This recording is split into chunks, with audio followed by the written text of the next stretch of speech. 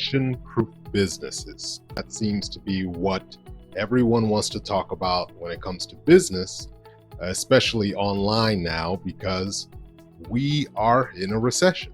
And the definition of a recession is 2 quarters consecutively of GDP negative growth or decline. At least that's the definition they use on the news. But when you feel like we're in a recession and everybody around you feels like we're in a recession, that's how we know we're in a recession, basically. And people start spending less money. Businesses are closing. Whole industries just collapse.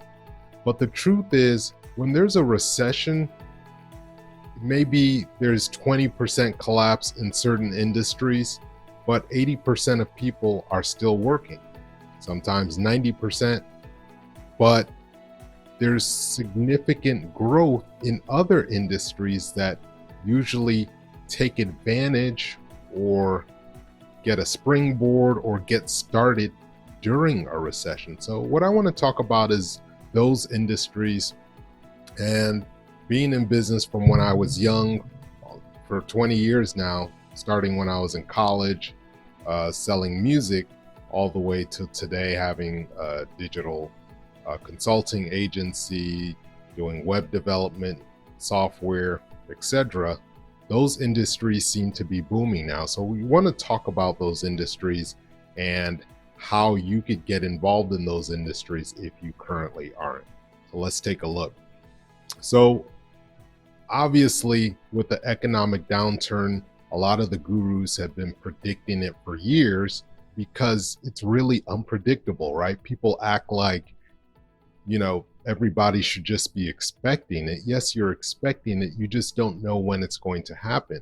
And if you're in the wrong industry, for example, with what's going on with people not even being able to work close together, like that meat factory, look up the meat factory where 300 people got sick and they had to shut down the meat factory. So companies that do manufacturing where they have a lot of people close together, they have to change the way they manufacture products, right? So we've always been talking about over the years how the rise of the robots is coming. Well, robots don't get sick.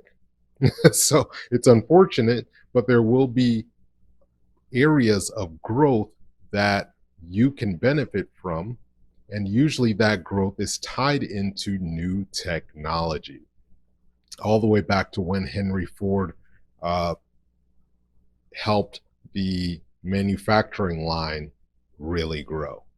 Now, you also want to look at those that are hiring, because companies that are hiring can show you areas where economic growth is actually happening. So companies like Amazon is doing a big push for hiring, while at the same time people are walking off the job at Amazon because they're saying they're unsafe work environments, but they're still hiring because there's a huge demand now for e-commerce. So think about how your business could do a pivot into e-commerce if you haven't been doing it. I've been doing e-commerce since the internet was even a thing. I probably bought my first domain name in the year 1999, I believe. So how can you integrate e-commerce into your business? One of the ways you could do that is take a look at companies like Shopify. Shopify right now is one of the biggest e-commerce players. So you can go look at Shopify right now. They're either doing 1 to 3 months free, where you could actually put your physical goods on Shopify and deliver them directly through the Shopify platform, connected to either UPS, FedEx, or the Postal Service. Or obviously you can go through Amazon, but the problem with Amazon right now is they are focused on essential products and services. So you don't want to have all your eggs in one basket, even if you are using new technology. Next thing is, their successes will give you clues about your business, your new business, or your new career. So if you don't have a business and you're starting your career, obviously, if you're a developer or you're thinking about going into computer science or information like I did 20 years ago, you may want to consider looking into e-commerce or how you can tie yourself into e-commerce or robotics or automation. All of those things are going to grow in the future because in order for our economy to keep growing, we can't count on cheap labor anymore. So all of us, my daughter right now is learning coding and she's 10 years old. So if you're watching this and you're 50 years old, you don't need to be a programmer. You just need to know how to talk the talk. I'm not a programmer, but I have a whole team of programmers that I talk to and I know their language. So that's very, very important. Now, recession is definitely a time of high economic instability. Many business systems will fall apart, but that's not true for every industry. Some industries, like I said, Amazon is thriving right now. Tesla stock is going back up because they are actually working on a automated fleet of ride sharing vehicles. Remember, Uber was such a big company, even though they weren't making any money, right? But now that people are scared to drive or get in a car with another person, Uber's business is going down. But then at the same time, other gig economy companies that do delivery of groceries, like Instacart and the other ones, they are growing. They're hiring tens and tens of thousands of people. So other industries that may help us be safer and healthier when we are in public, those are going to be businesses that boom. So just take a look at those areas, make a list, do some research. There's a lot of research websites. I'll put the website I do my research on right here, right now. That's the website I do a lot of my research on because they give really concise statistics that a lot of people do not look at.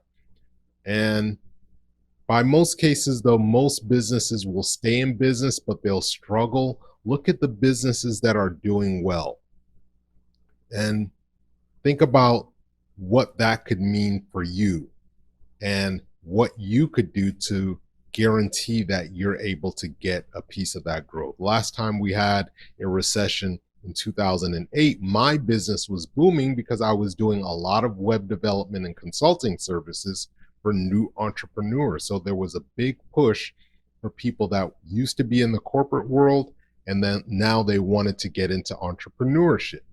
I had my best years in 2008, 9, and 10 and 11. Those 4 years when the economy was doing poorly, my business was growing. Another reason my business was growing in those years is due to the fact that I could hire better people to work for me, better salespeople, better programmers, because now a lot of the other companies were laying people off. But when the economy is growing, a lot of those people go work for bigger corporations and then the cycle just repeats itself. So if you have a business where you can work with other people or hire people as independent contractors, even salespeople, my salespeople did not cost me any money up front during the recession because they were on commission only, but they were making hundreds of thousands of dollars in commission.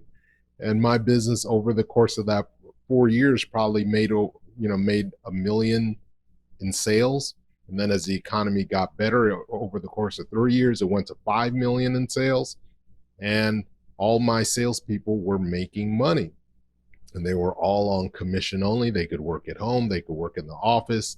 And these are people that used to work or could have worked for major corporations, but they like the freedom of working for themselves. Another thing you want to do is think about utility like water, sewer, trash. Obviously, if you're working in those fields and you're working for municipalities, your job is usually going to be safe because those are essential. But then on the flip side, think about technology utilities now.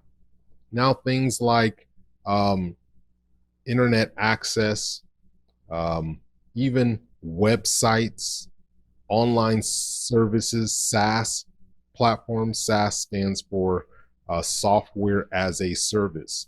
Businesses, if they cut their expenses in their software, their essential software, they will usually keep. So another thing I'm doing now is I'm creating software for businesses like sales software and marketing software, and I'm bundling them together at half the price of what they are paying now. So a lot of businesses, they need these platforms, but they're going to be looking at cheaper options. So if you can be the cheaper option or provide a service in a time like this will be something that will really help businesses. And you don't have to be a geek. You just need to know what businesses need. So go and do some surveys on 100 businesses in a field you're interested in. Go interview 100 accountants. Go interview 100 attorneys. Go interview 100 entrepreneurs. I stay on social media groups and find out what these businesses want, and then I create what they want so they can get results faster, better, and cheaper.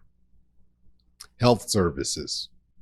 All the doctors and nurses in my family, they're still working. They're working more now. Obviously, we thank them for their service because they don't even get paid enough for the amount of work they're putting in. But those are essential workers. So if there's essential workers, there's also essential businesses or essential opportunities that are tied to healthcare through technology, through providing protective equipment. So those areas will be booming. Even unfortunately, funeral services is an example. I mean, that's going to always be a booming industry, unfortunately. But maybe there's a way you could tie technology with that to make that industry better. Remember, it's not about being a technology guru. It's just about tying a need in the marketplace, finding the right technology, and you could have someone actually put that all together for you. That's a service we provide now. So as you can see, that's going to help us during a recession, helping people put the technology pieces together. Now, the one thing you don't want to do is you don't want to invest in businesses that you can't layer on top of your current career or business. What does that mean? That means, for example, in my case, I have a web design and web development business, and then I have consulting that I layer on top of it. Then I can create books, online courses, I could have joint ventures. All of those are layered on top of each other. So if one doesn't do well, I still have the other three. So in a recession, that's what I'm going to do. I'm going to start doing more coaching, more consulting, and keep the web development business. But then I'm also going to start helping people like you build out apps. So if you have an app you want built, reach out to us. We can help you with that. Necessities versus wants. So in this time, I would definitely recommend that you focus on necessities, products that are necessity based. People need certain things. Go look at the hierarchy of needs. Google the hierarchy of needs. People need food, they need shelter, they need relationships. How is your product or service going to help people with that? Then also rich versus middle class. There are certain products and services that the middle class really need, but then there's still going to be products and services that rich and wealthy people need. You can have a product or service in both.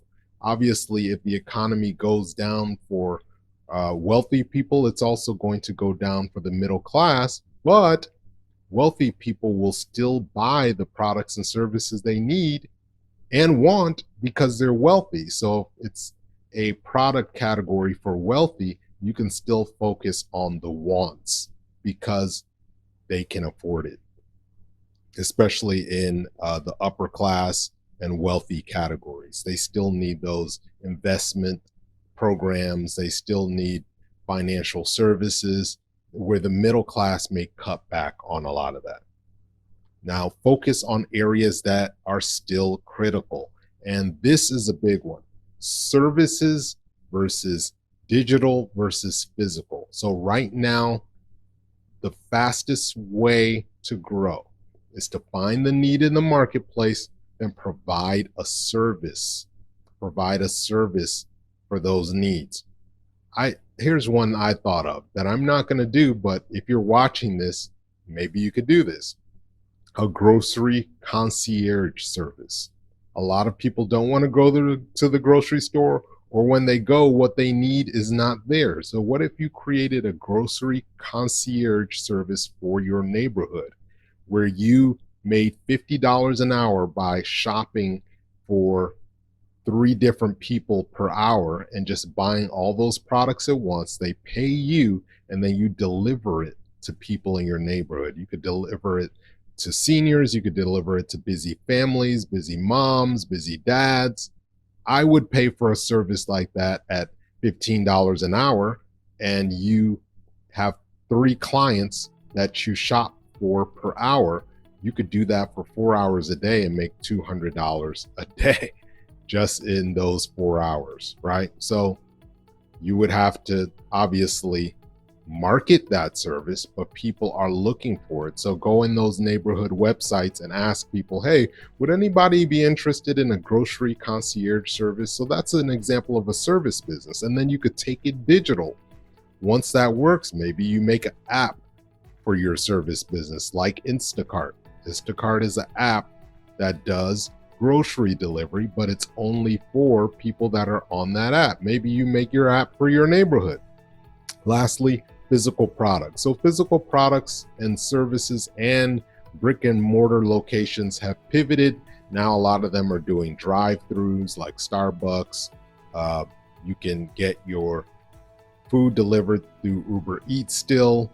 But figure out the way you can connect physical products and delivery with technology, and it'll still work. So combine all of that, keep working, pursue your new career or business right now so you can reap the rewards later.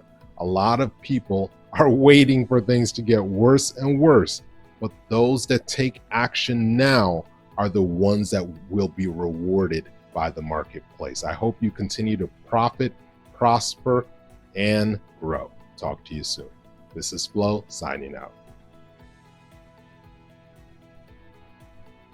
Oh, and one more thing, make sure you subscribe because I'm going to be doing these daily. So make sure you subscribe, like this video, and share it with your friends and family. I'm going to show you our journey to producing over $10 million in sales from the time the recession started till now, or a little bit before that. I'm just going to show you the whole story, the pivots we made, and what you can do in these uncertain times. Take care.